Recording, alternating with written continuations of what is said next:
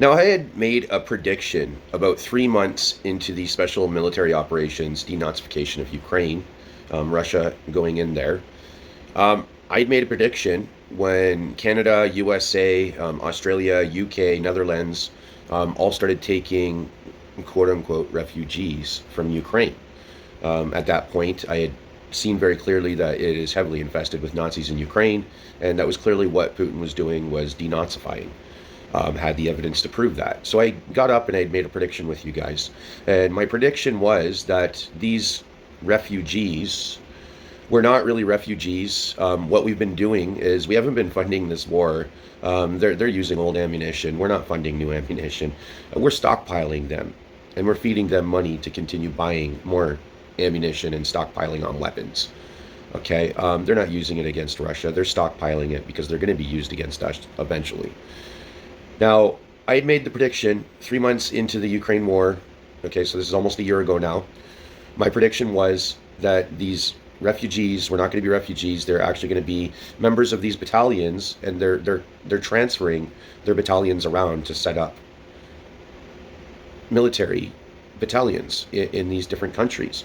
And we're going to start seeing Nazi-style extremist hate crimes happening. Okay, things like that are starting to surface now in the USA. I think they're surfacing in Canada too, but unfortunately, the news reporters in Canada, including the not mainstream media ones like True North and Rebel News is a big one that a lot of people rely on. They do speak some truth, but everything they speak is narrative based. And it seems like they just don't want to touch on the topic of reality, for one. The fact that Canada is supporting Nazis in Ukraine. Justin Trudeau is clearly connected to Nazis in Ukraine through Chrystia Freeland. Pierre Poilievre stands with Ukraine, so he stands with these Nazis.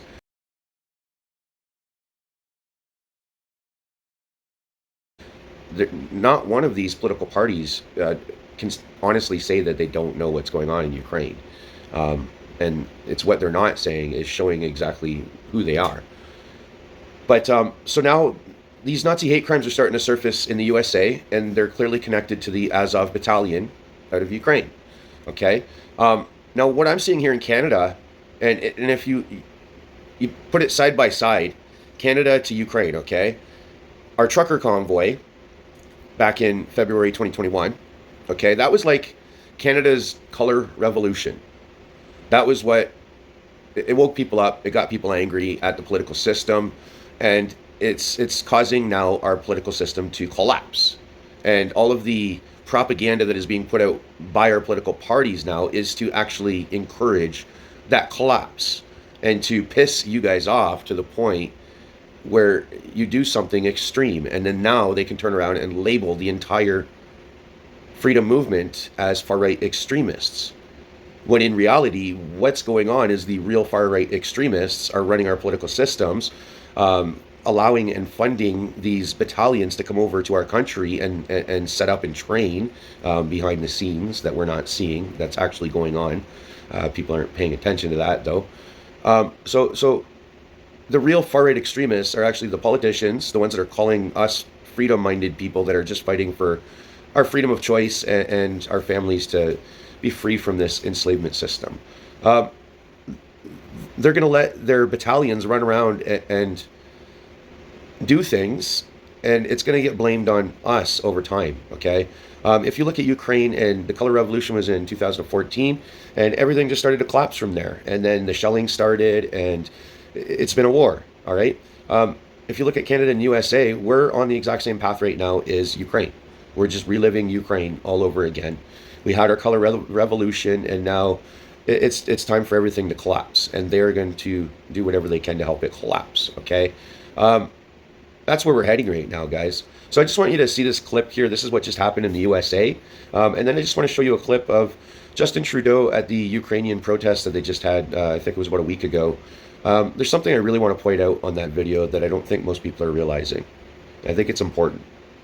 The arrest of 2 people, including the leader of a neo-Nazi group who were allegedly planning to blow up the power grid in Baltimore, has shaken up the American public. The FBI says that informants prevented the plot that would have left Maryland residents without electricity from being carried out.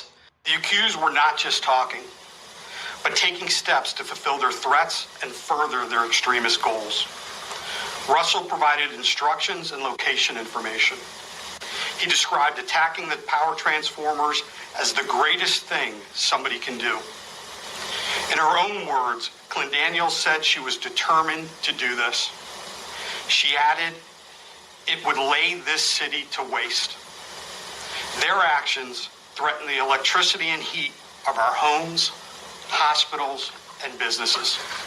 The FBI views them as racially or ethnically motivated extremists. Now, there are some important details about the ideology that those detained profess that are being glossed over by U.S. mainstream media. Namely, that the ideological leader of this neo-Nazi group is a big supporter of Ukraine, in particular the Azov battalion there. Mainstream U.S. media outlet Newsweek couldn't even obscure this and had to acknowledge the links.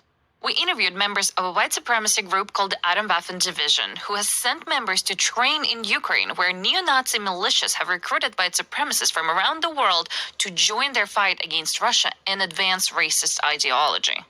The Atomwaffen Division thinks there is no hope for reform. They argue that America and the West need to fully collapse in order to bring everything back into balance and let the racialist utopia they envision come into being. The group and its manifesto, a book called Siege, have been the inspiration for a number of different terrorist attacks. Essentially, the goal is that with this violence, they can inflame tensions and pave the way for the big collapse. Now, groups like Atomwaffen and their ties to Ukraine are nothing new. In fact, one white supremacist who calls himself Boneface even says that the CIA sent him to Ukraine to establish ties with ultranationalist Maidan groups. Since 2014, links between American neo-Nazis and Kiev fascists have been deepening. In case the world wonders what happened to all the real skinheads, they all went to Ukraine. Those who monitor extremism around the world have noticed that Kiev is turning into a kind of mecca for white nationalists, including, and most especially, the very violence-obsessed wing of them. These networks share approaches to recruitment, financing, and propaganda, with Ukraine emerging as a hub in the broader network of transnational white supremacy extremism, attracting foreign recruits from all over the world. Recent research shows that around 17,000 foreigners from 50 countries, including the United States, have gone to fight in that conflict. Many fighters, particularly from Western countries, have taken advantage of the conflict in Ukraine to expand the global white supremacy extremist movement. Not only are American Nazis involved, but Nazis from New Zealand have also been caught up in this. And at this point, we have Time magazine talking about how the Azov battalion has a network of supporters that stretches across 3 continents. An extremist with ties to the Azov battalion recently got arrested in Italy for planning attacks that would have killed civilians. 5 people were arrested. Some members would travel abroad to be trained by ultranationalist military groups. One of the members of the order is a fugitive in Ukraine, where he had contact with the Azov battalion engaging in the war and more.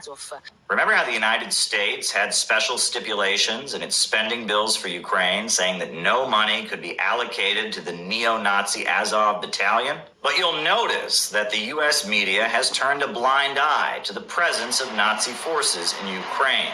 The Nazi SS symbol keeps turning up in media reports. Now, since January 6th, there has been a lot of talk among American politicians about extremism and the danger of violence. Well, maybe it doesn't help that the U.S. government is arming and training such forces and sending them stockpiles of weapons in Ukraine. Who's to say their hateful ideology will stay in Ukraine? And who's to say that their guns and bombs will only ever be pointed at Russia? What goes around comes around, and many Americans are concerned about their safety. I would say that if they were targeting an entire power grid for an entire town, or city, state, whatever it was, an entire power grid, I would say they're very focused And they probably have some funding backing them from somebody, right?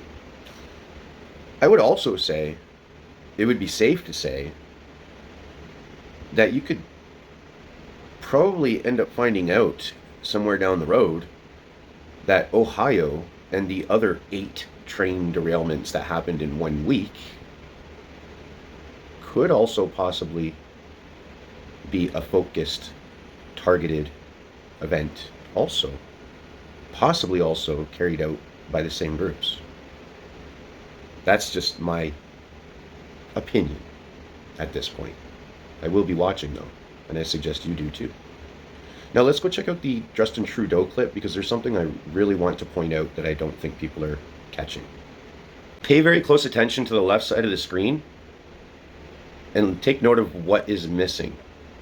A year ago today, Ukrainians woke up to the horror of war in their... Hey, sir, I think Ukrainians can tell you a little bit about freedom and liberty, so why don't you settle down? This is a night for them, not for you. This is a night for Ukrainians, not for you. If you want to stand and cheer with Ukraine, do that. You want to wave that Ukrainian flag? Please do. But let people celebrate that Ukraine is still standing and Canada stands with it.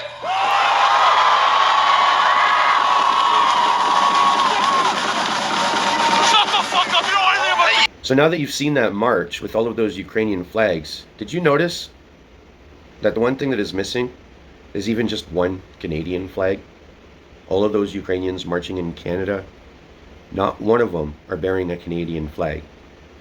Not one of those Ukrainians are here in Canada to behave like a Canadian.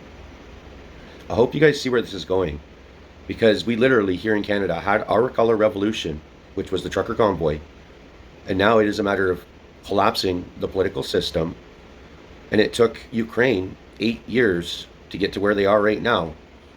So what's it going to take us, 5 to 8 years until we look just like Ukraine?